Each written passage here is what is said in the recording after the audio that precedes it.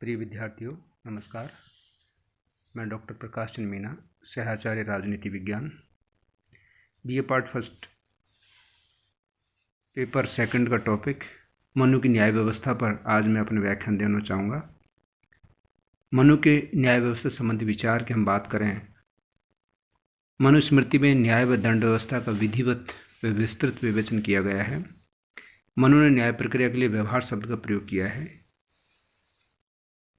इस शब्द की उत्पत्ति वी प्लस अव प्लस हार से हुई है, जिसका अर्थ होता है विभिन्न प्रकार के संदेहों का अंत करना। मनु के अनुसार मनुष्य समाज में देवी और आसुरी प्रवृत्तियों के बीच निरंतर संघर्ष चलता रहता है। यह संघर्ष तब प्रारंभ होता है जब आसुरी प्रवृत्तियां अनियंत्रित हो जाती हैं। अतः मनु न्याय से अभिप्राय प्रशासन के उस व्यवहार से है जिसके अंतर्गत प्रशासन आसुरी प्रवृत्तियों को नियंत्रित करने के लिए आसुरी प्रवृत्ति वाले प्राणियों के पहचानने, उनके अपराध को मापने और उसके पश्चात उन्हें दंडित करने का कार्य करता है। प्रशासन के इस व्यवहार को ही मनु ने न्याय कहा है। यद्यपि न्याय के बारे में बहुत सारे विद्वानों के अलग अलग मत हैं। अगर हम प्लेटो की बात करें तो प्लेटो ने न्याय का अलग अर्थ लगाया है, इस तरह से अरस्तु ने न्याय का अलग अर्थ लगाया है। तो यहाँ पर चूँकि भारतीय राजनीतिक चिंतन की हम बात करते हैं, इसलिए मनु ने न्याय को एक तरह से प्रशासन के व्यवहार के रूप में इस्तेमाल किया है। मनु के न्याय संबंधी अनेक विचार हैं, जैसे समस्त व्यवस्था में न्याय सर्वोपरि होता है। मनु का यह मानना है कि समस्त जीवों से बुराई का प्रतिकार और सद्गुणों को प्रतिष्ठा करना, ये कार्य एक उचित न्याय व्यवस्था तथा दंड व्यवस्था के आधार पर ही संभव है। जब शासक के अपने दायित्व का निर्वाह करते हुए न्यायपूर्ण ढंग से दंड की व्यवस्था लागू करता है, तभी वह प्रजाजन के लिए शांति व्यवस्था और सुरक्षा सुनिश्चित कर पाता है। इसी आधार पर वह समाज के दुर्बल वर्गों की रक्षा कर पाता है और उचित न्याय व्यवस्था के आधार पर वह अपनी शक्ति के लिए वैधता प्रदान करता है। न्याय व्यवस्था के आधार न्यायिक कार्य में शासक को धर्म से शासित होने का परामर्श दिया गया है और धर्म के सार्वभौमिक लक्षणों के अतिरिक्त न्यायिक कार्यों में समाज की मान्य परंपराओं और अभिसमय आदि का भी महत्व प्रदान किया गया है। शासक पर मनु ने विधि की सर्वोच्चता का विधान किया है कि न्याय से ऊपर, कानून से ऊपर कोई नहीं है। ऐसा करके उसके न्यायिक शक्ति के मर्यादित उपयोग का विधान किया है। मनु का मत है कि राजा द्वारा संप्रभु शक्ति के प्रयोग का औचित्य तभी है जब उसका प्रयोग निष्पक्ष रीति से करे। मनु ने शासक को न्यायिक शक्ति का प्रयोग करते समय क्रोध, मोह से परे रहने का परामर्श दिया है।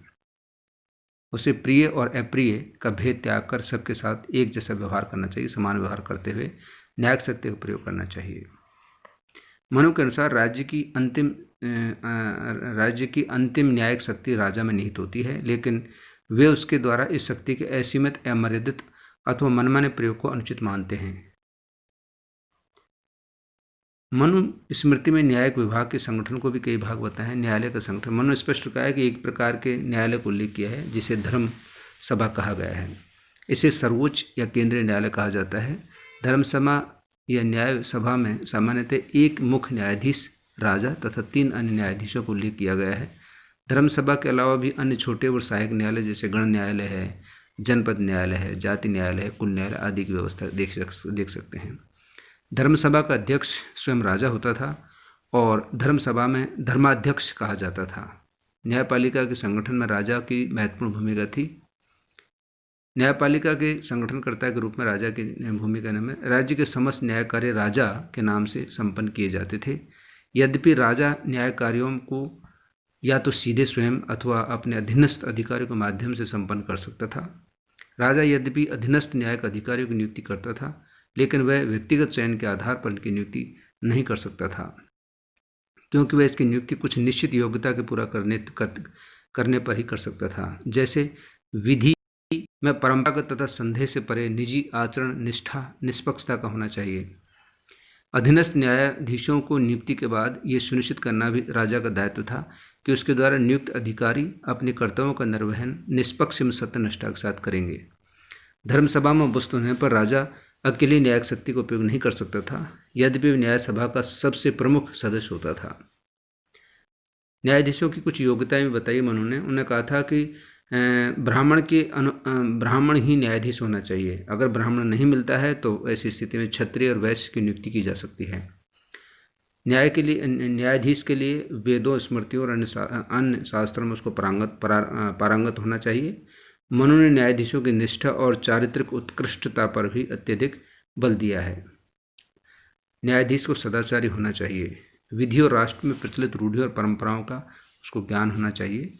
अंतःकरण शुद्ध तथा निष्पक्षता संदेह से परे होना चाहिए। इसी तरह से न्यायिक प्रक्रिया की हम बात करें तो उसने कहा कि पूर्व पक्षवादी जो अधर्म से पीड़ित पक्ष है और न्याय प्राप्त करने के लिए सभा में उपस्थित होता है उसको पूर्व पक्ष कहा जाता है। प्रतिपक्ष का अर्थ है प्रतिवादी, जिस पर वादी को पीड़ित करने का आरोप होता है। धर्मसभा में पहले वादी उपस्थित होता था और अपनी पीड़ा बताता था और तब प्रतिवादी को बुलाया जाता था। दोनों पक्षों को सुनकर न्याय हेतु मुकदमा स्वीकार या अस्वीकार किया जाता था। मुकदमे को स्वीकार करने के पश्चात सत्य का पता लगाने की प्रक्रिया प्रारंभ होती। इसके अंतर्गत वादी और प्रतिवादी अपने अपने प्रमाण प्रस्तुत करते थे और जिरह की जाती थी। मनु प्रमाण या साक्ष्य मानुष प्रमाण के 3 भेद हैं: लिखित, भोग और साक्षी। लिखित प्रमाण लिखित दस्तावेज होता था। भोग का अर्थ है कब्जा। जब किसी संपत्ति के स्वामित्व के बारे में विवाद होता और कोई पक्ष उचित लिखित प्रमाण प्रस्तुत नहीं कर सके तब भोग का बहुमत महत्व होता था। मानुष प्रमाण का तीसरा प्रकार है साक्षी। मनु के अनुसार साक्षी वह होता है जिसके मुकदमे से संबद्ध घटना को स्वयं देखा हो अथवा सुना हो और दोनों कार्य किए हों। मनु का मत है कि सभा में उपस्थित साक्षी को सत्य बोलने की शपथ दिलाई जानी चाहिए और असत्य गवाही देने वाले साक्षी को दंडित किया जाना चाहिए। इस बात पर वो जोर देते हैं। यद्यपि मुकदमे में मनुष्य प्रमाण का विशेष महत्व है, लेकिन जब किसी भी प्रकार का मानस प्रमाण उपलब्ध न हो तो दिव्य प्रमाण का निर्णय किया जाता है। मनु ने अग्नि दिव्य प्रमाण तथा जल दिव्य प्रमाण को स्वीकार किया है। अग्नि दिव्य प्रमाण के अनुसार प्रतिवादी को जलते अंगारों पर चलना होता है और जल दिव्य प्रमाण के अंतर्गत उसे निश्चित समय तक जल में डूबा रहना होता है। साक्ष्य और साक्ष्यों को मनु ने न्यायिक प्रक्रिया में महत्वपूर्ण स्थान दिया है। मनु ने ऐसे प्रत्यक्षदर्शी साक्षी के कथन को, जिसकी विश्वसनीयता प्रमाण और असंदिग्ध हो, वाद के निर्धारण के लिए महत्वपूर्ण आधार माना है। मनु साक्षी के कथन के साथ साथ समय, स्थान आदि परिस्थितियों साक्ष्यों को भी महत्वपूर्ण मानते हैं। जहाँ कोई प्रमाण साक्ष्य उपलब्ध न हो वहाँ विवादास्पद बिंदु के निर्माण के लिए शपथ की मान्यता देते हैं। जहाँ कोई प्रमाणिक साक्ष्य उपलब्ध न हो वहाँ विवादास्पद बिंदु के निर्धारण के लिए शपथ को ही सब कुछ मानते हैं। मनु साक्ष्यों के अधिकारों को मान्यता प्रदान करते हैं तथा न्यायाधीशों से यह अपेक्षा करते हैं कि वे साक्ष्यों के प्रति न्यायालय में सम्मानजनक व्यवहार किया जाए ताकि भय और दबाव मुक्त होकर साक्षी अपनी बात कह सकें। मनु साक्ष्यों के साथ साथ अपराधियों के निर्धारित अधिकारों को मान्यता देते हैं और अपराधी को बचाव का पूरा अवसर मिलना चाहिए। निर्णय। न्याय प्रक्रिया का अंतिम चरण निर्णय है। जब प्रक्रिया के अंतर्गत उपलब्ध प्रमाणों को देख लिया जाता है तब मुकदमे का निर्णय सुनाया जाता है। मनु ने निष्पक्ष और धर्मयुक्त निर्णय देने पर जोर दिया है। किसी भूल के कारण गलत निर्णय होने की स्थिति में मुकदमे की अपील की व्यवस्था को स्वीकार किया जाता है। न्याय प्रशासन की भी कुछ विशेषताएं हैं। मनुस्मृति काल की न्यायिक प्रशासन प्रणाली की कुछ विशेषता बताई, जैसे विधि द्वारा नियंत्रित। स्मृति काल में राजा की सभा को सर्वोच्च न्यायालय का पद मिल गया था। राजा धर्मसभा में उपस्थित होना था। न्याय संबंधी सलाह के लिए उनके पास पुरोहित तथा अन्य मंत्री भी होते थे। राजा को न्याय की व्यवस्था करनी होती है। राजा न्यायिक प्रशासन का नेतृत्व करता था, लेकिन कानून के निर्माण तथा उसकी व्याख्या संबंधी कार्य वह नहीं करता था। इस कार्य को सामाजिक प्रतिनिधि किया करते थे। राजा ने प्रतिनिधि की नियुक्ति कानून के अनुसार करता था। न्यायाधीशों पर कानून का नियंत्रण था। न्याय का स्वरूप सामाजिक परंपराओं आचारों द्वारा निर्धारित होता था। इस प्रकार स्मृतिकाल न्यायिक प्रशासन को व्यक्तिगत विषय न होकर विधि द्वारा नियंत्रित बनाया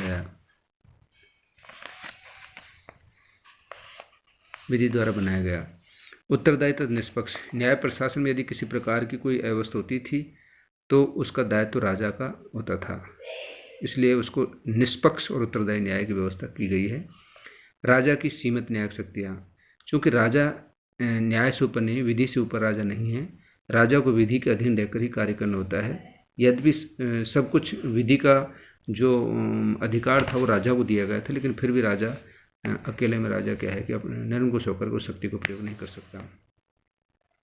मनुस्मृति में यद्यपि शक्ति से कोई चर्चा नहीं है और नहीं उस प्रकार कोई शक्ति पृथक्करण उस समय संभव था, जैसा कि मांटेस्क्यू ने वाद में स्पष्ट किया है। लेकिन गहन दृष्टि से देखा जाए तो मनुस्मृति में शक्ति पृथक्करण देता है। कानूनों का निर्धारण तथा कानूनों का निर्माण धर्म तथा सामाजिक सांस्कृतिक परंपराओं की आधिकारिक संस्थाओं के आत्म था। पुरोहित उनका जिनका प्रधान था तथा राजा के पास कानून निर्माण की वास्तविक शक्ति नहीं थी, बल्कि नाम मात्र की शक्ति थी। इस प्रकार न्यायपालिका भी राजा के नियंत्रण से मुक्त थी।